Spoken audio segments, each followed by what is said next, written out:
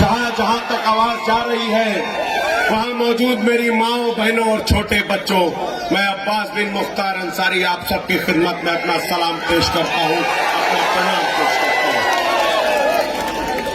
आप सबका जोशो खरोश देख के इस बात का एहसास होता है कि इस बार आप सब मन बनाए हुए हैं। 6 चरणों का चुनाव हो चुका है और इस 6 चरणों के चुनाव के परिणाम ने ये बात साबित कर दिया है कि गठबंधन की सरकार उत्तर प्रदेश में बहुमत से बनने जा रही है। और ये 7वें चरण का चुनाव इस पूर्वांचल की सरजमी पर होने जा रहा है। यहां मौजूद सभी आप जानते हैं कि ये पूर्वांचल की सरजमी शहीदों की सरजमी है, वीरों की सरजमी है, संतों की सरजमी है, तो उलमाओं की सरजमी है। आपने यहां कभी भी किसी भी सांप्रदायिक सामंतवादी मनोवादी विचारधारा के सत्ता को कभी भी यहां पनपने नहीं दिया है। न ही कभी आपने संविधान विरोधी ताकतों को यहां पर पनपने की इजाजत दी है। आज सत्ता में बैठे लोग सत्ता के घमंड में चूर होकर के जिस तरीके का दबाव प्रदेश की जनता के ऊपर, खास तौर पर मेरे नौजवान साथियों के ऊपर बनाने की कोशिश कर रहे हैं, उससे मुझे मालूम है कि आप सब में गुस्सा भरा हुआ है। यहां भारी मात्रा में नौजवान साथी आपसे वादा करने वाली ये सत्ता में बैठे लोग जो आपको रोजगार का वादा देकर सत्ता में तो आ गए थे, मगर 5 सालों में आपने जो अपनी मेहनत मजदूरी से जो नौकरियां भी पाली थी, उन नौकरियों को भी आपसे छीनने का काम किया। मुझे याद आता है जिस तरीके से आप भाइयों के ऊपर लाठियां बरसाई गई, आपके ऊपर मुकदमे लगाकर आपके भविष्य को अंधकार में ढकेलने का काम किया है। हमारे प्रदेश के मुखिया, हमारी समाजवादी पार्टी के राष्ट्रीय अध्यक्ष आदरणीय अखिलेश यादव जी जल्द ही इस प्रदेश के मुख्यमंत्री बनकर के आपकी इस समस्या का भी समाधान करेंगे।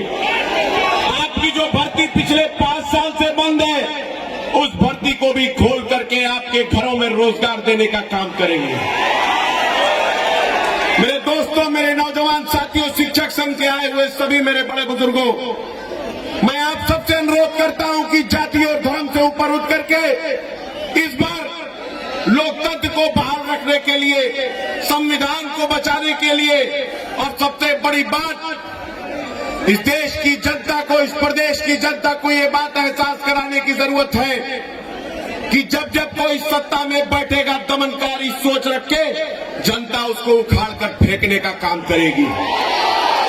ये विनाशकारी लोग मंचों से जनता को डराने का काम करते हैं। ये 5 साल इन्होंने कोई काम नहीं किया, सिर्फ और सिर्फ जनता के साथ छल और कपट किया है। अब हिसाब किताब का समय आ गया है। 7 तारीख ज्यादा दूर नहीं है। 7 तारीख को अपने मत का प्रयोग कीजिए।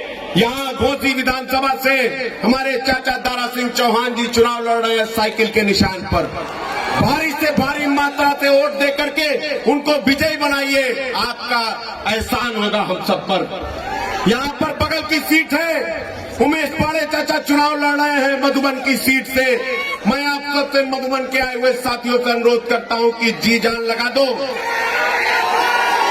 इस जिले में भारतीय जनता पार्टी की एक भी सीट की बौनी नहीं होनी चाहिए। बगल में गोहना अहमदाबाद की सीट है, हमारे राजेंद्र चाचा वहां से चुनाव लड़ रहे हैं, भारी मतों से उनको भी जिताइए।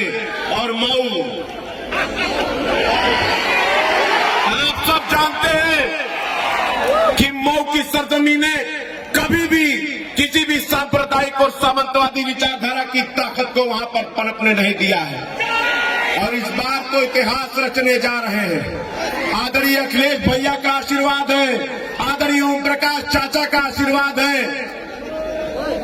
इस बार जितना वोट भाजपा पाएगी उससे ज्यादा से चुनाव जिताकर इनके मुंह पर काली पोत कर एहसास करा दीजिए कि यहां पर सिर्फ और सिर्फ वो लोग जी सकते हैं जो लोगों का सम्मान और मान सम्मान की लड़ाई लड़ना जानते हैं। वक्त कम है, मंच पर बैठे मेरे सभी आदरणीय बड़े बुजुर्गों को मैं अपना कीमती समय देते हुए आप सबसे एक इजाजत चाहता हूं। मेरे साथ एक नारा लगा करके यहां मंच पे बैठे सभी नेताओं को ये बात का ज्ञात करा दीजिए कि आप यहां आए हो तो भारतीय जनता पार्टी को उखाड़ फेंकने आए हो। हमारा बटन कहां दबेगा? हमारा बटन कहां दबेगा? अखिलेश यादव जिंदाबाद, ओम प्रकाश राजभर जिंदाबाद, संजय चौहान जिंदाबाद, मुख्तार अंसारी जिंदाबाद। बहुत बहुत शुक्रिया, बहुत बहुत शुक्रिया, बहुत बहुत धन्यवाद।